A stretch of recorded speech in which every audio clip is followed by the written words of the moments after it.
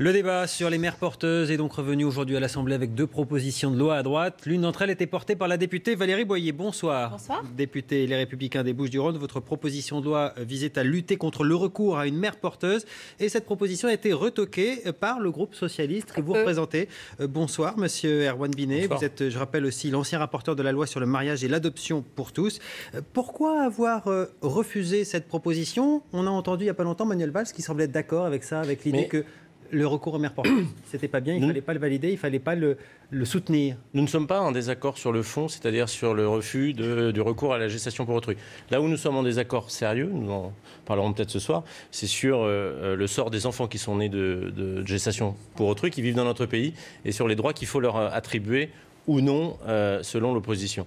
En revanche, cette proposition de loi n'avait pas d'autre ambition que de servir d'étendard politique. Elle n'était en plus inutile, elle ne faisait qu'interdire ce qui est déjà interdit, et en plus dangereux sur un certain nombre de ces aspects qui pouvaient aller bien au-delà du but recherché par la droite. Valérie Boyer, vous n'avez pas besoin de moi, je vous laisse défendre votre proposition. Non, mais je veux dire, c'est entièrement faux. Je suis consternée de voir ce tissu de mensonges et de caricatures. C'est un débat, n'hésitez pas alors, je vais vous dire pourquoi. D'abord parce que cette proposition de loi est utile. La preuve, Manuel Valls disait qu'il fallait lutter contre les mères porteuses. Aujourd'hui, les masques sont tombés.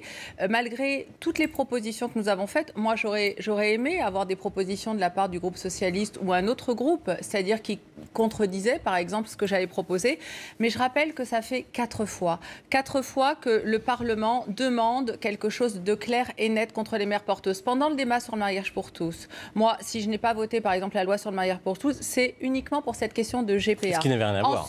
Ensuite, oui, mais quand même, on avait raison de douter. Pour tous, c'est GPA, deux sujets très différents. La preuve, nous avions demandé à cette époque des garanties sur la filiation, nous ne les avons pas eues. Le gouvernement n'a pas fait recours devant la CEDH. Ensuite, il y a eu la loi Jean Leonetti, la Cour européenne des droits de l'homme. La Cour européenne des droits de l'homme, qui est passée il y a 1 an et demi, qui a été renvoyée en commission. D'ailleurs, elle n'est toujours pas repassée en commission, ce qui est contraire au règlement. Pardon, parce que la loi Leonetti qui luttait contre les mères porteuses. Je vais, si vous voulez bien, expliquer très clairement pour nos téléspectateurs. En France, on dit qu'il ne faut pas recourir à la GPA. Oui. Certains le font à l'étranger. Oui. Et quand ils reviennent, il faut valider et transcrire dans l'état civil parce que la Cour européenne des droits de l'homme l'a exigé. Voilà, comme ça le débat est posé. Non, ce n'est pas que ça le débat. C'est entre vous le débat. N'hésitez pas à vous regarder. Oui, mais il y a deux sujets. Il y a deux sujets, vous l'avez bien dit, M. Guedj.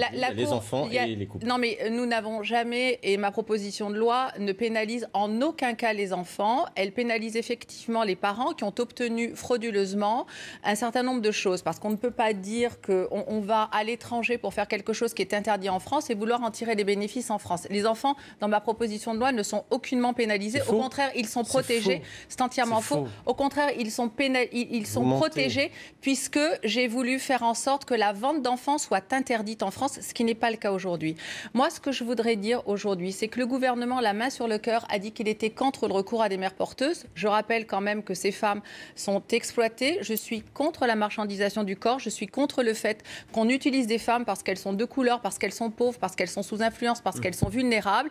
C'est la marchandisation du corps et c'est aussi la chosification de l'enfant. C'est-à-dire que l'on commande un enfant... Sinon, ça sera fini, vous n'aurez pas parlé. C'est vous qui le faites. On commande un enfant... C'est vous qui déshumanisez les enfants. Absolument pas. C'est la réalité.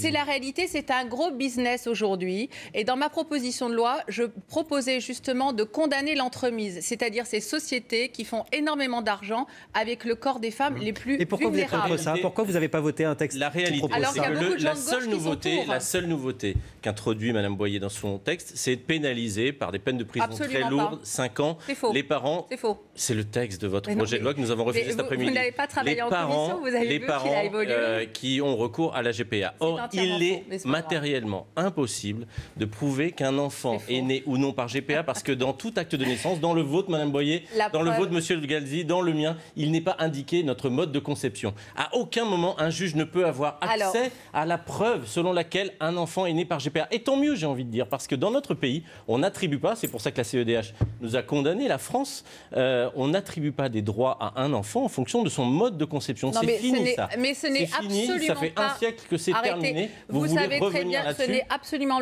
pas le cas de ma proposition de loi. Absolument. Moi, c'est faux. C'est entièrement faux. Lisez-le, c'est sur Internet. Les téléspectateurs jugeront. Et vous n'avez pas assisté à tous les débats et à tous les entretiens. La preuve, vous n'étiez même pas là. Vous n'étiez même pas là lorsque nous avons voté le texte dans l'hémicycle. Alors, moi, ce que je voudrais dire, c'est il était l'orateur quand même pour appeler à voter contre. Oui, d'accord, mais il n'était pas là jeudi quand nous avons. Non, pas toutes. Il n'était pas là jeudi quand nous avons voté le texte. Il n'y avait qu'un seul député socialiste et une cinquantaine de députés du sujet, parce que républicains. Ok, il y a un argutie sur la manière dont ça a été écrit.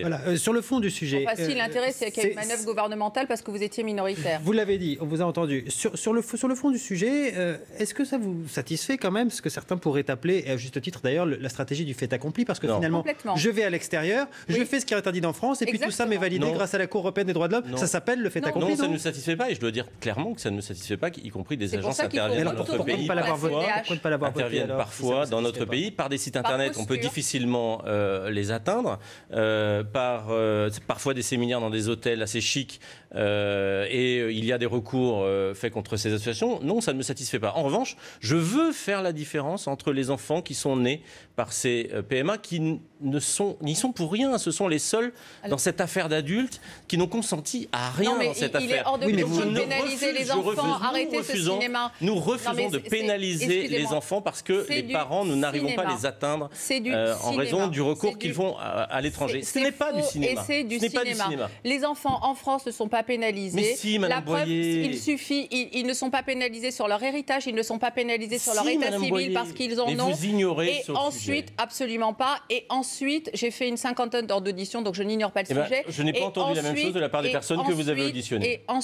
Et ensuite, je dois dire qu'un enfant qui est 5 ans scolarisé en France est français. Donc, le sujet, c'est quand même la marchandisation du corps et de marchandisation du corps des femmes et l'achat et l'acquisition d'un enfant.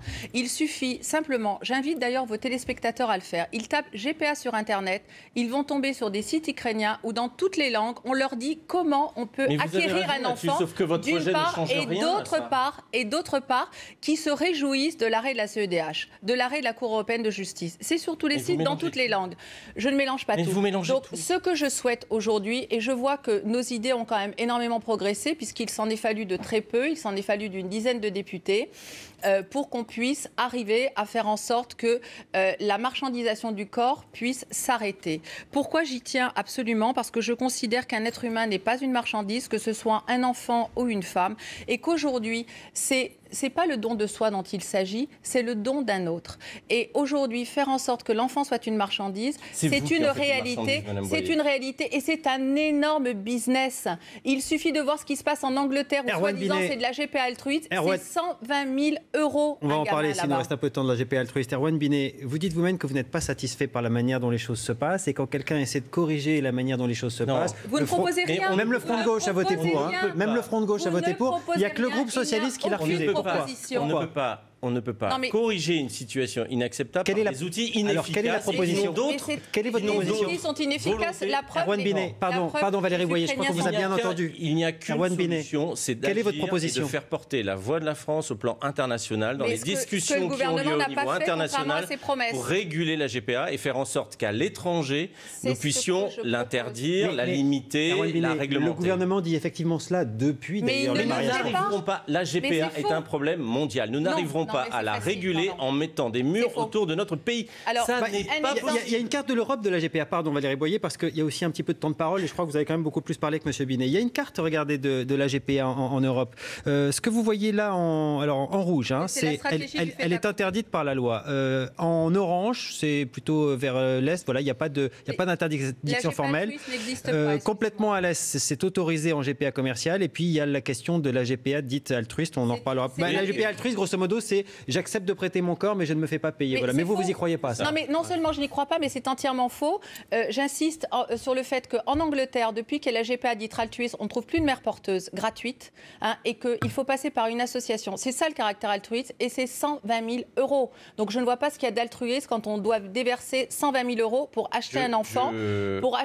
Je partage l'avis de Mme Boyer là-dessus. C'est entièrement faux. La GPA altruiste n'existe pas. À partir du moment où il y a un contrat sur le corps d'une femme, femme, sur une grossesse, il ne peut pas y avoir le contrat, excusez-moi, il faut que vos téléspectateurs le sachent, le contrat va très loin pour cette femme. On lui impose une césarienne la plupart du temps, on lui impose un mode de vie et en fait après elle est livrée à elle-même. Donc c'est pas la belle histoire que les agences veulent raconter. Il y a énormément de business. C'est pour ça dans ma proposition de loi, je proposais de condamner les agences et je proposais c'est faux. Elles le sont déjà dans le code pénal. Je proposais que l'on condamne l'entremise. Je reviens. C'est tellement vrai déjà dans que Manuel Valls, vous voulez interdire ce qui est déjà interdit. C'est faux. Manuel Valls, la main sur le cœur, nous a dit lorsqu'il a rejeté la loi Leonetti il y a 1 an et demi qu'il ferait le maximum pour avoir des conventions binationales et internationales. Or, le gouvernement a avoué n'avoir rien fait depuis 1 an et demi. Donc, il n'a pas tenu les engagements. Ça a avancé sur ce point-là, rien n'a été proposé. Pardon, s'il vous plaît, Valérie Boyer, c'est bien qu'il puisse répondre aux questions. L'intervention de la France doit se faire au niveau international. Nous avons eu des engagements. Moi, je crois aux engagements du gouvernement là-dessus. Le ministère de la Justice nous a dit qu'il n'y avait rien de fait.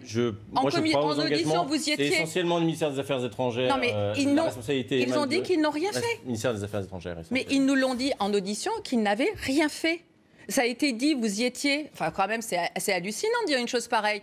Et d'ailleurs, le gouvernement et Jean-Marie Le Guen l'a dit lors des débats auxquels vous n'étiez pas jeudi dernier, que rien n'avait été fait. Donc, les Français ont été bernés. Rien n'a été fait, ni auprès de la CEDH, auprès de laquelle il faut retourner, ni auprès des instances internationales. Donc, moi, ce que je demande, c'est la protection. De nouveau. Ma proposition demande des comptes au gouvernement. Puisque la proposition, elle a été retoquée. Donc, on va peut-être passer à autre chose. La suite, pour vous, c'est quoi ? La suite, c'est redéposer une proposition de loi qui tienne compte d'un certain nombre de choses, dont l'interdiction enfante de la vente d'enfants qui n'existe pas aujourd'hui.